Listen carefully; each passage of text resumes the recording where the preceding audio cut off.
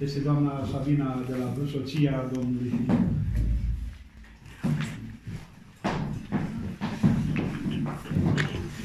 În continuare să coborâm un pic mai jos în zona berberă a Africii de Nord, în Tunisia,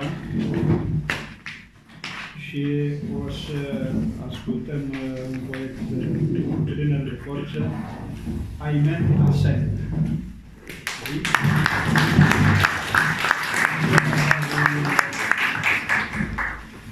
Citi câteva versuri într-o poezie publicată aici, Trandafirul meu. Trandafirul vieții mele ne-a oferit o roză, bogată ca o proză. O, ce încântat sunt! Mai ales se potrivește pasiunea mea cu verdele curgător. Cântă iubirea mea trează, dansează fără discreție. Aymen Hassen este poet, prozator, eseist, traducător și critic literar, profesor de limbă, civilizație și literatură franceză la Școala Normală Superioară din Tunis.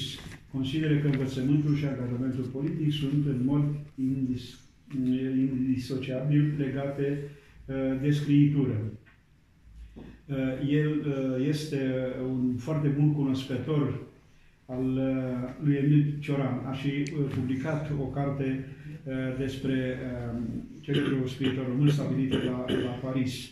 Este autor a mai multor lucrări de eseistică și de specialitate. Este, în primul rând, poet foarte bun și câștigător a mai multor premii literare în Franța și acolo în Tunisia. Aymen Hassen. Merci, merci. Vous voulez? Je préfère que vous me... Oui, d'accord, bon. C'est bien d'être assis des fois. Oui, alors tu as le texte. Bună ziua. Bonjour à toutes et à tous. Bon, je me rends compte que le français se perd un peu en Roumanie parce que j'ai eu la chance, il y a une dizaine d'années, d'assurer des cours de français à l'université Lucien Blaga de Sibiu. Et le public, qui avait à peu près votre âge, était particulièrement francophone. Aujourd'hui, c'est différent.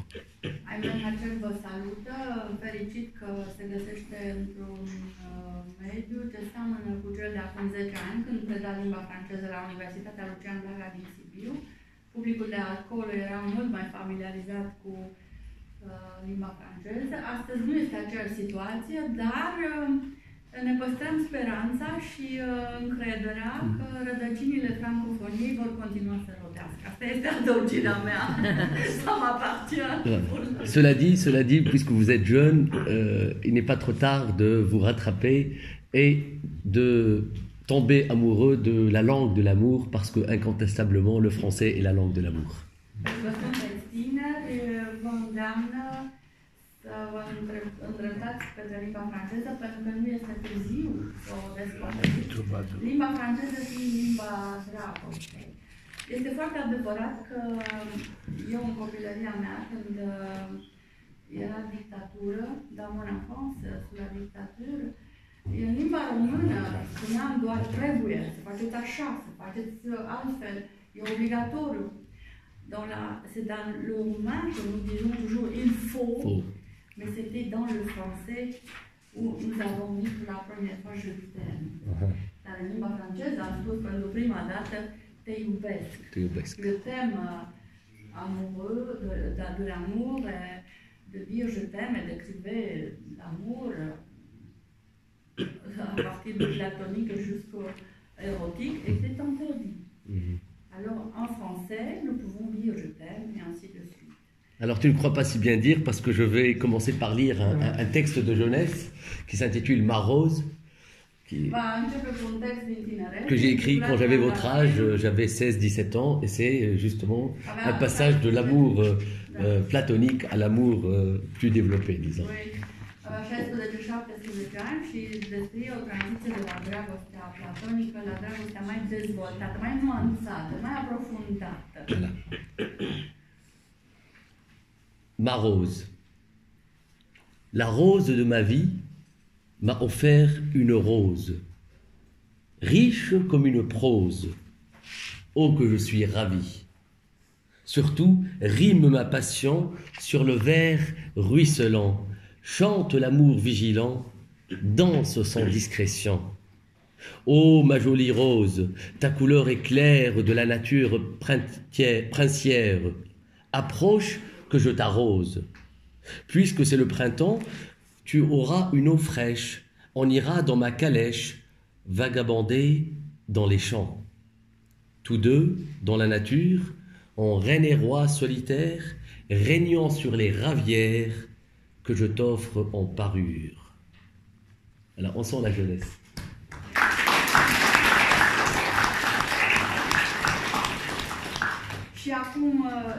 C'est le deuxième.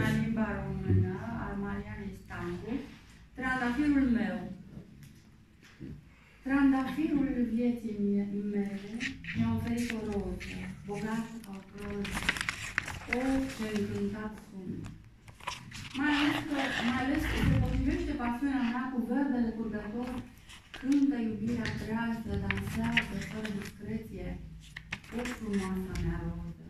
Culoarea ta e clară, de natură prunciară, apropie-te să te iubi. Fiindcă e primăvară, vei avea o apă proaspătă. Vom merge în caleașca mea să rădăcim pe câmpuri. Amândoi în natură ca rege și regeni miratici.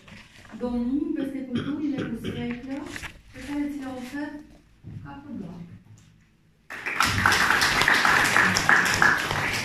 Ça semble avoir un écho, hein, n'est-ce pas? Alors, deux poèmes qui sont au milieu, donc Paris, ça commence par dans Paris, marché, etc. C'est juste après.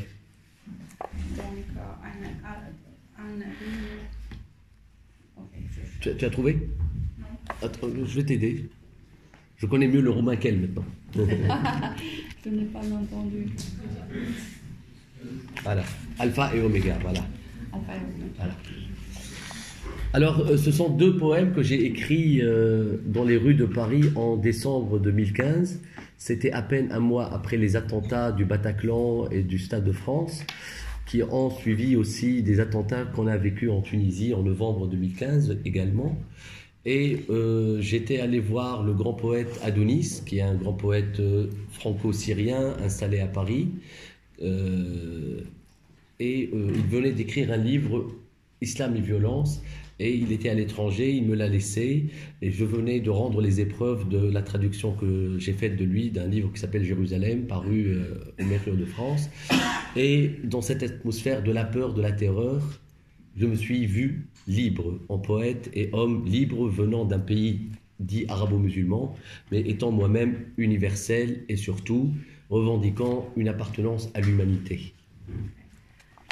Sunt două poeme scrise într-o conjunctură specială, sosite la Paris să-l întâlnească pe marele poet Adonis, care trăiește acolo și care provine tot din spațiul oriental mijlociu. Și plimbându-se prin Paris, este surprins în decembrie 2015 de atentatele de la Bataclan. Ați auzit, de fapt, acest tragic eveniment, unde la un concert de rock and roll, teroriștii au împușcat foarte mulți tineri la întâmplare în sală, doar cu scopul de a crea teroare. Și Aymen Hacen a meditat la toate acestea și s-a simțit foarte detașat, nu neapărat speriat, cât s-a simțit un om cu adevărat liber de partea cauzelor umanității, indiferent de apartenența la o anumită cultură, civilizație sau religie. La forme d'une ville change plus vite, hélas, que le corps des mortels, ou d'un mortel. Baudelaire, Le Cygne, Les Fleurs du Mal.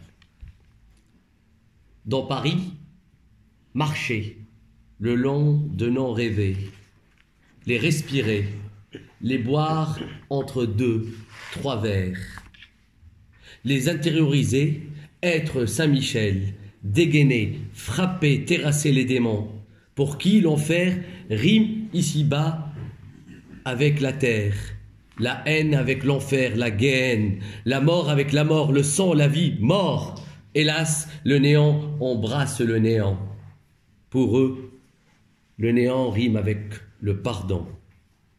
Mais chacun, dans Paris, aura eu sa part du don. Saint écrivain, simple président, marcher dans Paris, oui, tout près de l'histoire, à l'abri des regards avides du temps.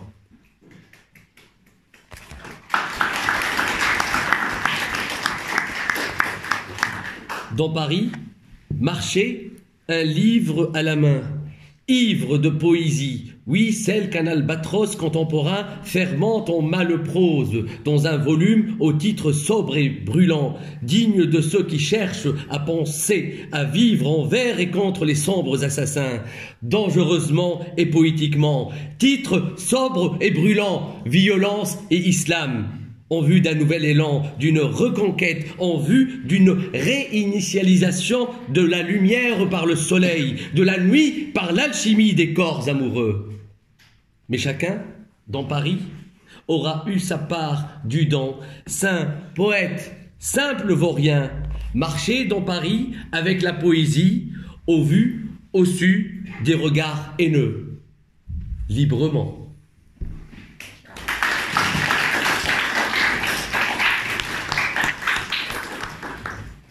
Ați remarcat că Aymen Hecen și cu elanul acesta tineresc și probabil cu o stare emoțională specială, fiind martor la acele tragedii care tulbură toată umanitatea, cu atât mai mult inima unui tânăr, a scris aceste texte cu o umoare specială.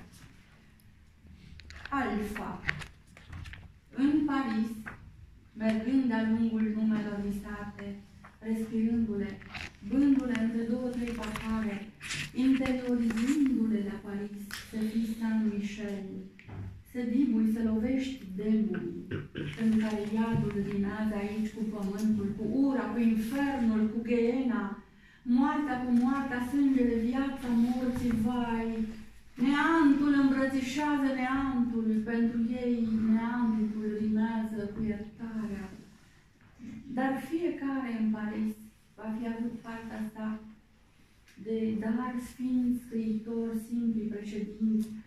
Să mergi în Paris, da, foarte aproape de istorie, la adăpost de privirile avide ale timpului. Și acum al doilea poem, inspirat de același moment din biografia lui și a Europei, Omega.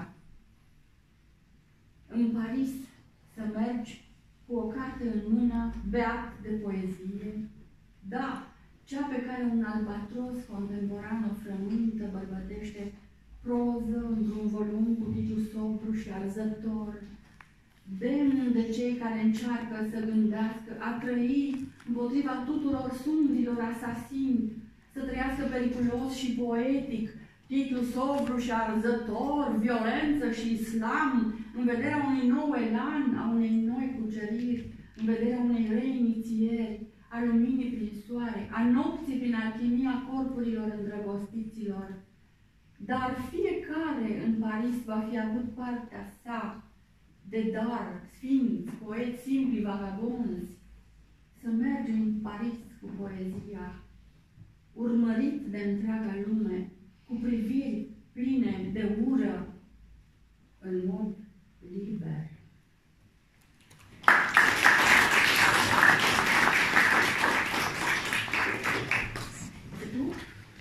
Un dernier, bref, un poème que j'ai écrit pour célébrer le 10e anniversaire de la mort de Cioran. En 2005, j'étais à Lyon et ça s'appelle Job. Poemul Job, dedicat celebrării dispariției lui Émile Cioran, se găsea la Lyon. Non? Si, j'étais à Lyon à l'époque, oui. Et le poème en question a paru dans la revue Le Nouveau Recueil de Jean-Michel Molpois. Job. Tu n'es pas Job pour dire que par ta patience tu as encore donné raison à l'Éternel, ni que tes cris adamiques ont fait prosterner le négateur, ni que ta main gauche et tremblante a fait pencher la balance du côté du bien. Tes yeux repus de nuit et de désespoir souffriront-ils de nous voir broyés du noir? Non. L'homme qui a ouvert les yeux sur la nuit du tombeau n'a plus à maudire le jour de sa naissance, ni à se gratter les plaies par un tesson. Ces cris adamiques ont l'effet d'un charme sur notre soif de vivre, humaine, trop humaine.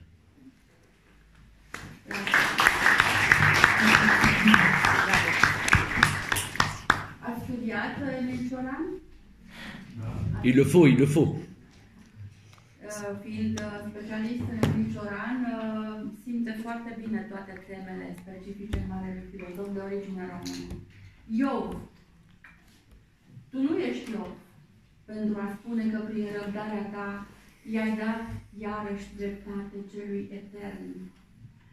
Nici că strigătele tale adamice au făcut să se prosterneze negativistul, nici că mâna ta stângă și tremurătoare a făcut să se încline balanța de partea binelui. Ochii tăi, sături de noapte și de disperare, vor suferi să se vadă striviți de negru. Nu omul care a deschis ochii spre noaptea mormântului nu mai poate să blesteme ziua nașterii sale, nici să-și redeschidă rănile cu un ciop. Strigătele sale adamice au efectul unei vrăji asupra setei noastre de a trăi umană.